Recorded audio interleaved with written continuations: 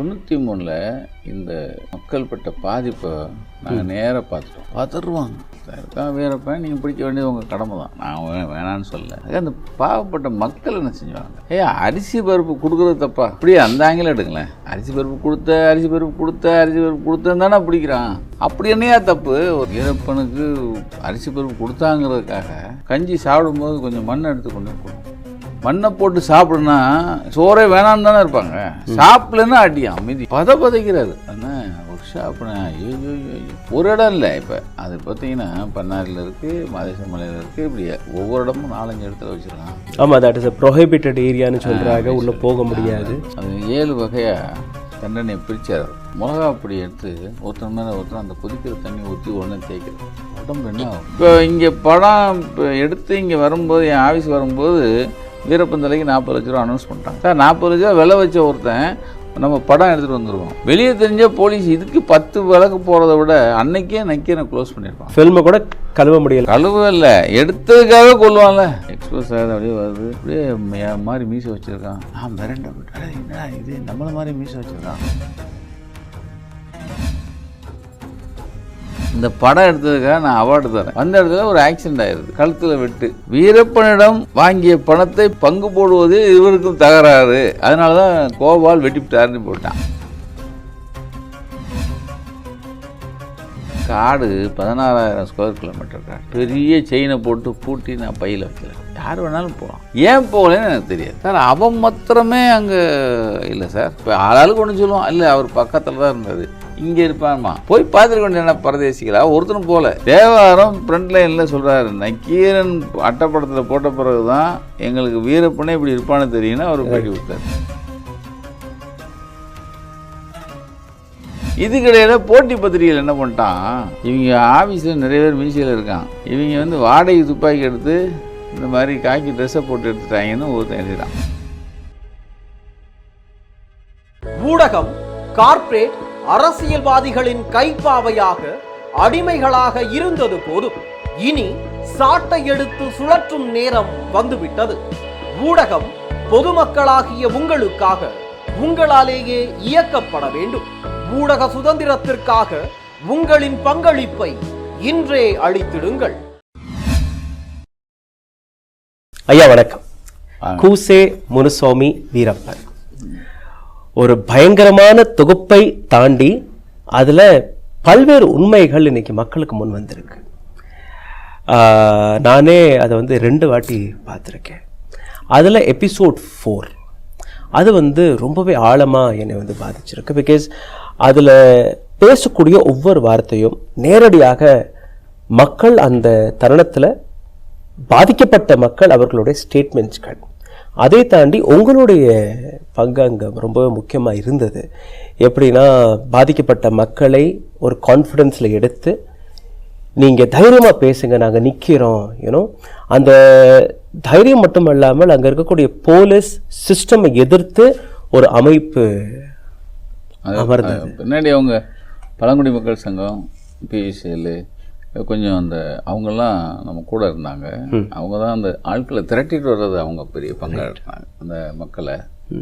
எங்களுக்கு 93 இந்த மக்கள் பட்ட பாதிப்பை நாங்கள் நேராக பார்த்துருவாங்க.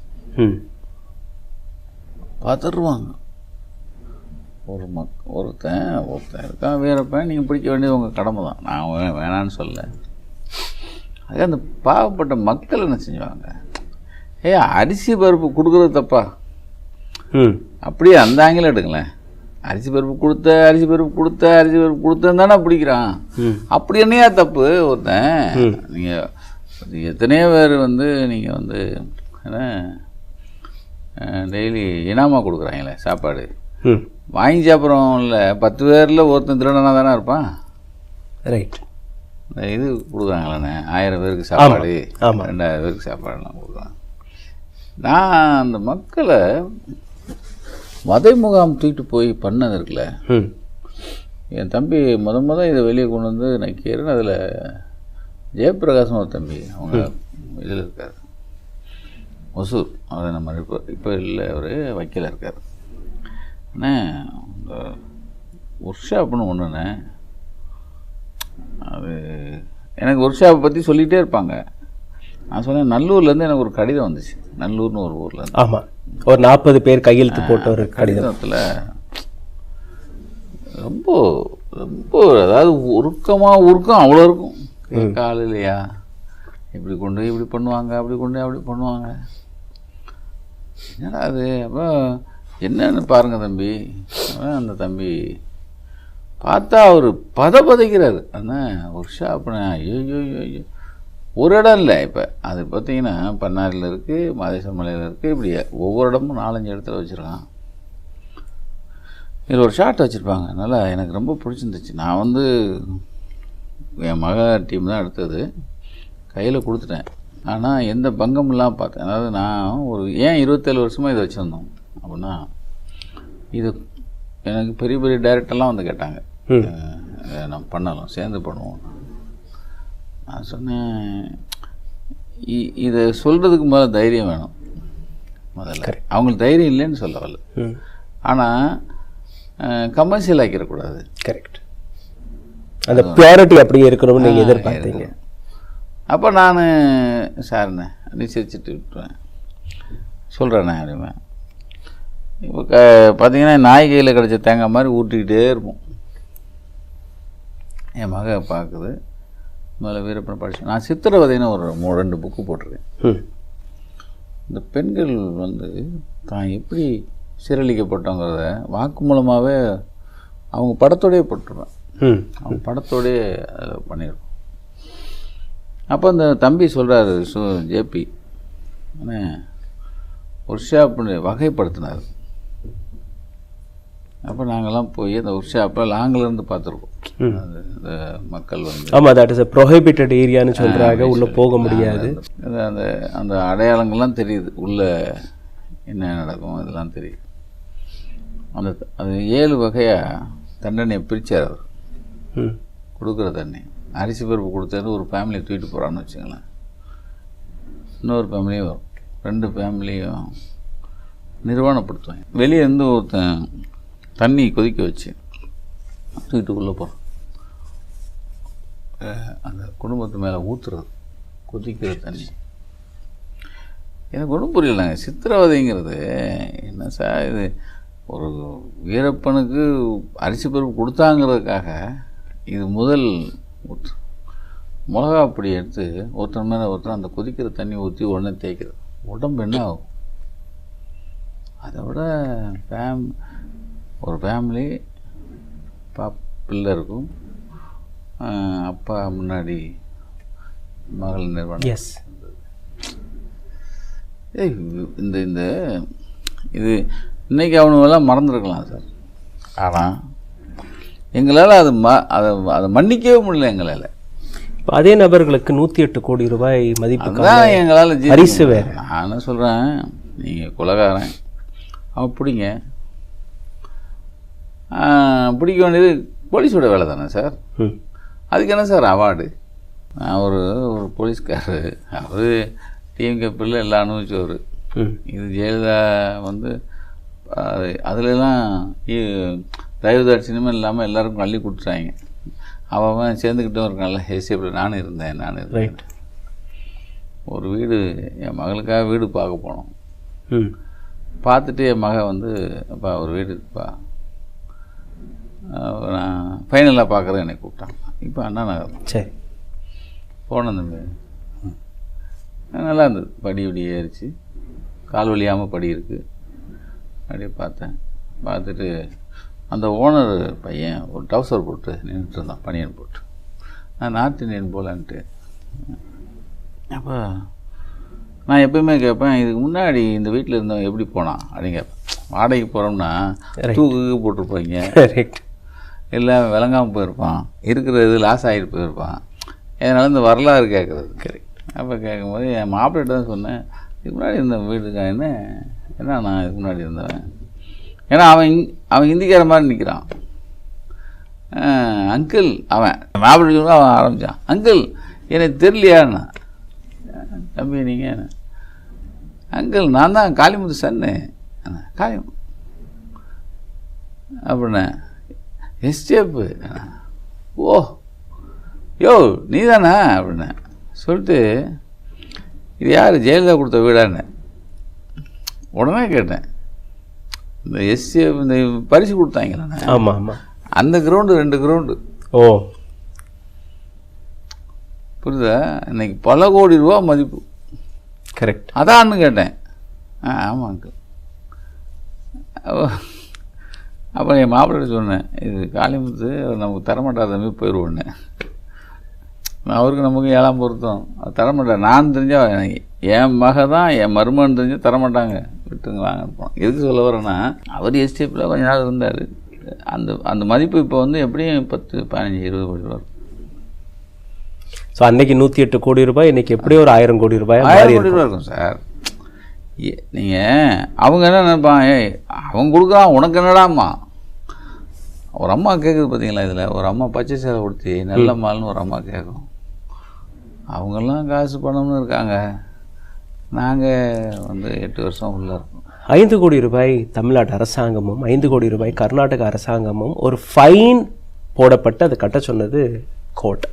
அந்த பணத்தையும் கட்டி வச்சுருக்காங்க. அந்த பணம் வந்து பாதிக்கப்பட்ட நபர்களுக்கு பிரித்து கொடுக்கக்கூடிய பணம். இன்னைக்கு வர அந்த பணம் வந்து பாதிக்கப்பட்டவர்களுக்கு போகலை. ஒரு 86 பேருக்கு கொடுத்ததா சொல்கிறாங்க.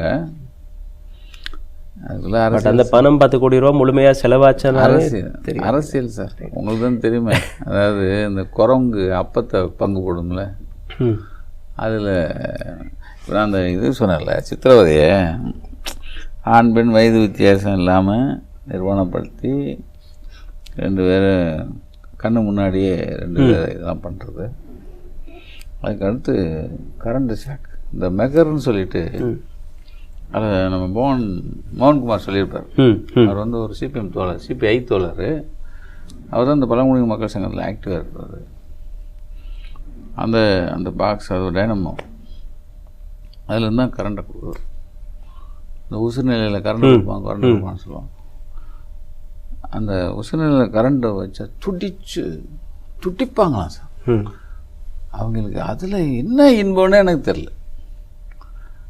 அப்போது சில பேருக்கு ஒரு அம்மா ஒரு பேட்டியில் சொல்லிச்சு வெளியே, இது இந்த நம்ம எபிசோடில் இல்லை, இன்னொரு டிபேட்டில் வந்து இருந்துச்சு.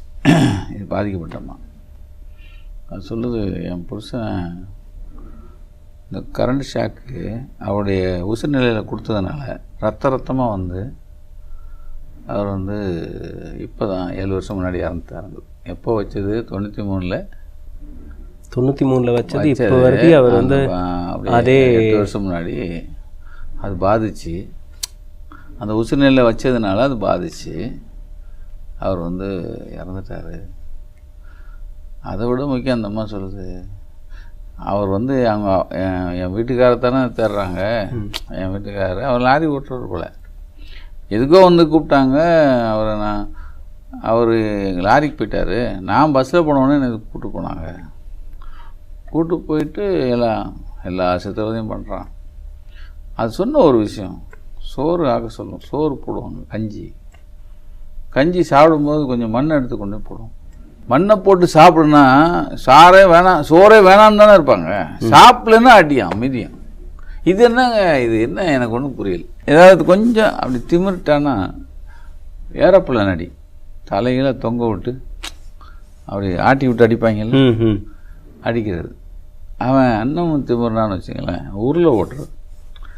6 அடி பெஞ்சில் ஒரு 3 அடி ஆகலாம், 6 அடி பெஞ்சு இந்த சிமெண்ட்டு அதை செஞ்சுருவாங்க. இதுக்கு மேலே படுக்க வச்சு இந்த 3 அடி டயாவில் இருக்கிற மரத்தை கொண்டு வந்து உருளை ஓட்டுறது.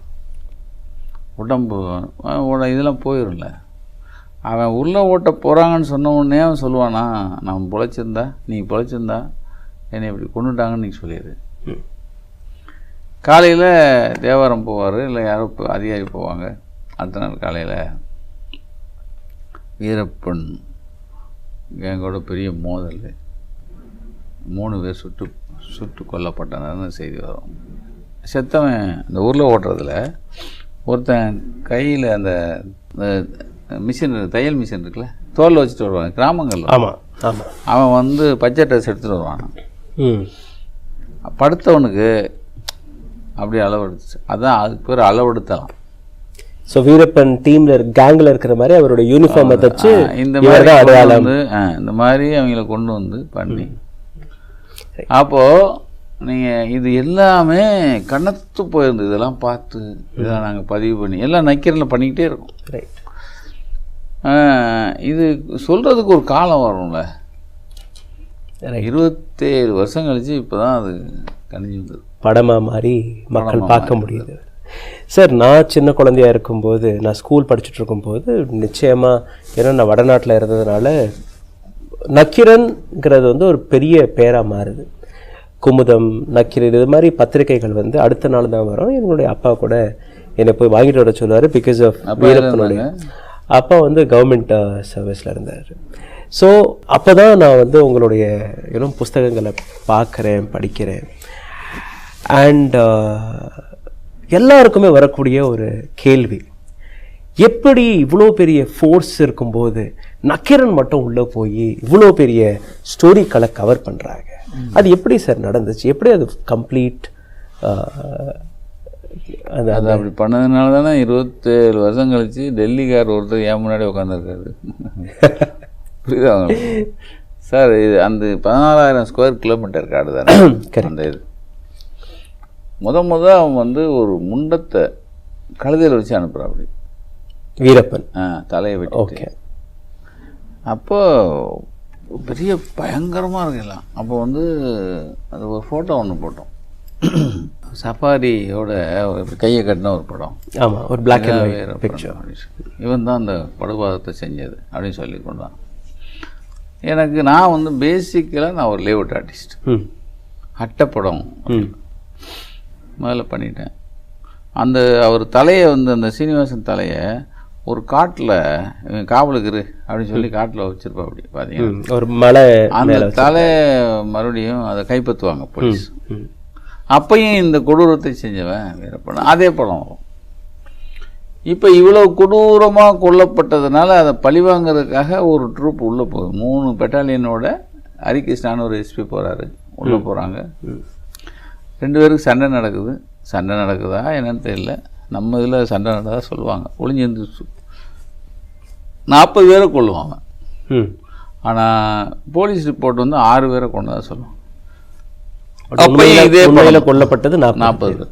அப்பையும் இதே வெள்ளப்படம், இந்த கருப்பு வெள்ளப்படம்.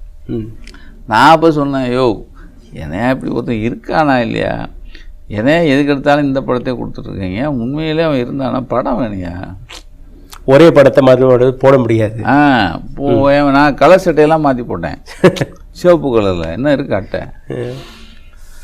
அப்போ அந்த அசோசியேட்டை கூப்பிட்டு, அப்போ அந்த பகுதியில் இருக்க நிறுவனத்தை சொல்லுங்கள் யாராவது இருந்தால் உண்மையிலே இருக்கானா இல்லையான்னு. என் தம்பி சிப்புன்னு ஒரு தம்பி அப்போ வந்து அந்த பகுதியில் பெரிய தண்டாக்காரரு, அவர் வந்து வீரப்பன் காடுக்கு அந்த பக்கத்து காடு, அவங்க அண்ணன் காடுன்னு நினைக்கிறேன். இவங்க அக்கா வந்து அதை கோபிநாத்தத்தில் கட்டி கொடுத்துருக்காங்க. அதில் போக்குவரத்துலாம் இருக்குது. அப்போ அந்த பையன் அவர் கூட வந்து காட்டில் வந்து ஒரு சுப்பன்னு சொல்லிட்டு ஒரு வேட்டைக்காரரு வீரப்பன் தலைமுறையாக இருக்கும்போது பழக்கமாகறாரு. பழக்கமாகும்போது வீரப்பன் இந்த கொடூரம் இந்த மாதிரிலாம் எல்லாம் செய்தி வந்துட்டு இருக்கும்போது அப்பா அவர் என்ன சொல்கிறாரு, நான் ஏதாவது பத்திரிக்கை பேட்டி கொடுக்கணும்னா என்ன நடந்ததுன்னு, யாராவது பத்திரிக்கை இருந்தால் கூட்டுவான்னு சொல்கிறாரு. அப்போ அந்த சுப்பனுங்கிற வேட்டைக்காரரு அவருடைய அண்ணன் பையன்தான் நம்மகிட்ட இருந்த சுப்பு. அப்போ இந்த மாதிரி சொல்கிறாங்க, கூப்பிட்றாங்க இந்த மாதிரி வீரப்பன். எனக்கு கியூரியாசிட்டியில் உங்களுக்கு ஏன்னா வீரப்பன் ஒருத்தன் இருக்காங்கிறத கேட்டுக்கிட்டே இருக்கும். அப்போ அந்த தம்பி சொன்ன உடனே யாராவது 3 பேரை கூட்டு போக சொல்லியா, ஏன்னா காடு அவன் வேறு இப்படி கொடூரமாக கொண்டவன், அதனால் அப்படி தான் முதல்ல ஒரு 3 பேர் போயிருக்காங்க.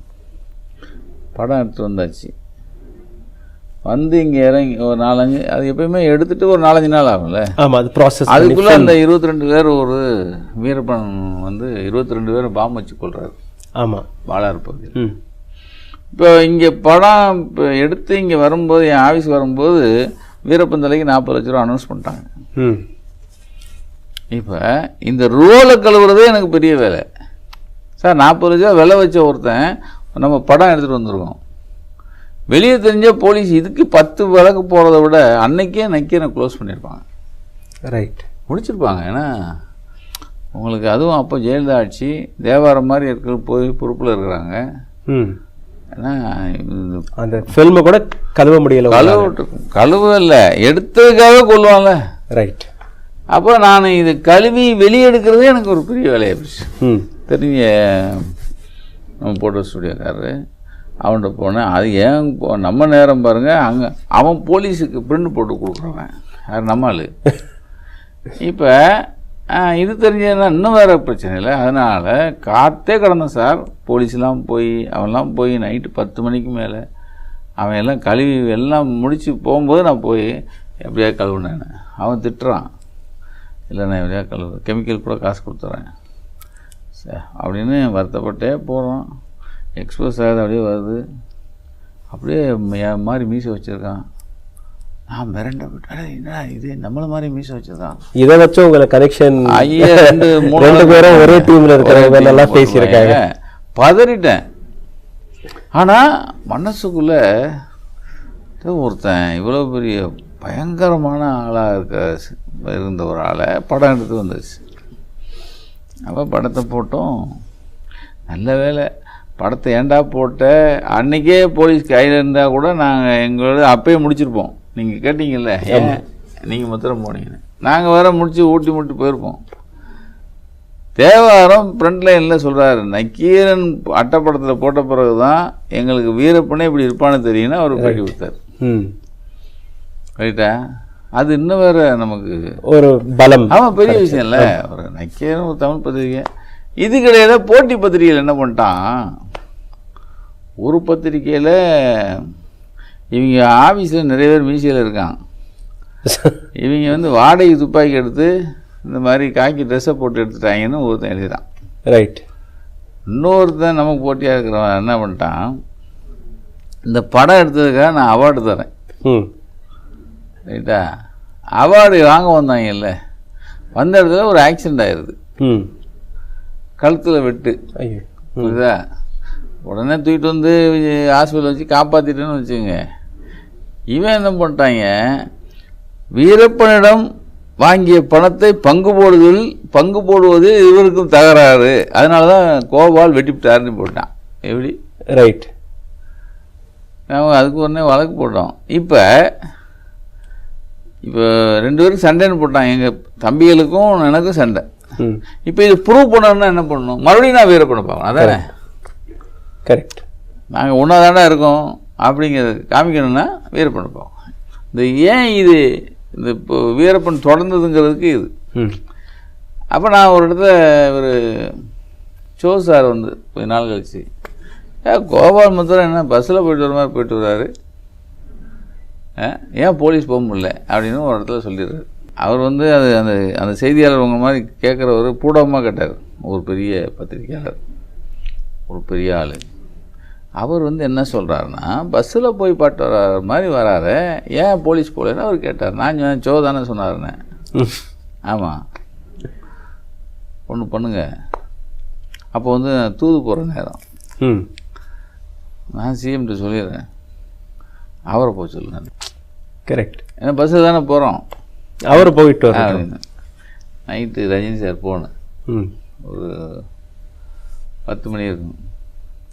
கோபால்னாரு, என்ன சோ சார் ஃபோன் பண்ணார்.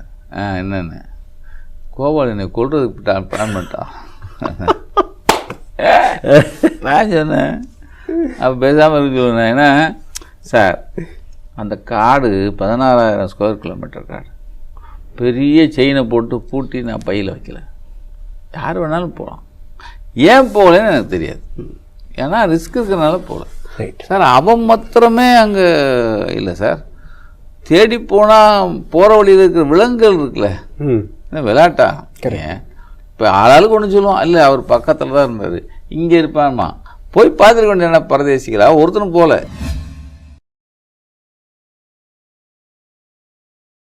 ஊடகம் கார்ப்பரேட் அரசியல்வாதிகளின் கைப்பாவையாக அடிமைகளாக இருந்தது போதும், இனி சாட்டை எடுத்து சுழற்றும் நேரம் வந்துவிட்டது. ஊடகம் பொதுமக்களாகிய உங்களுக்காக உங்களாலேயே இயக்கப்பட வேண்டும். ஊடக சுதந்திரத்திற்காக உங்களின் பங்களிப்பை இன்றே அளித்திடுங்கள்.